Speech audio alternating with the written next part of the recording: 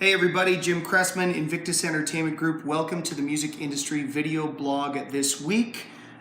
This is a two-part series on booking yourself. So welcome to part one. This is going to be about the mechanics. So we're going to discuss the offer, contract, and rider process. And then we'll get into sales techniques in the second half of this presentation.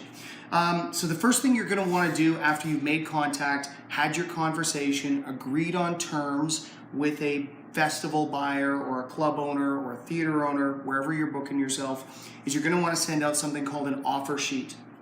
That offer sheet is going to explicitly outline in one page all of the terms. And on the bottom of our offer sheet, we've got something that says this agreement, when submitted by the purchaser and accepted by the artist, constitutes a legally binding agreement. You're going to have them sign that and send it back to you. If any of you want a copy of this, you can just DM me and we can probably get you a copy.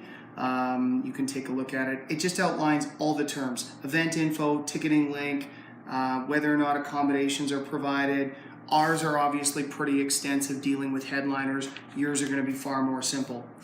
Same thing when it comes to contracts. I mean, we've got a very comprehensive 5-page document at Invictus that we have spent a lot of money with great entertainment lawyers getting the wording right, making sure that we are covering all bases. But in the beginning, you're going to want to send out something pretty simple, something that outlines the place of engagement, the terms of engagement, cancellation clause, that sort of thing. But probably a one-pager, and your rider demands should be less demands and more requests earlier in your career, and they should be pretty humble and pretty meager until you're at a place where you can really start ramping up your value and putting asses in seats.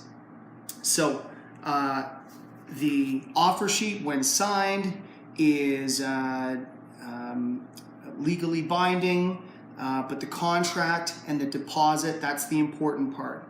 So get the contract issued once you have the offer sheet in, have them sign that, you sign it, execute it, send it back to them, collect a deposit. I suggest a deposit of 50%, although sometimes you have to work with a purchaser a little bit on that, given their cash flow situation. You don't want to take so much money up front, they've got nothing to advertise and promote the show, right? So sometimes it's 10% or 15%, and then you work your way up to 50 over incremental installments over time. But I like 50% in the bank come time for you to perform, and then the other 50% due to you via certified check or cash or company check if it's someone you really trust on the date of performance. So that should get you started. Take some time, consult with an entertainment attorney.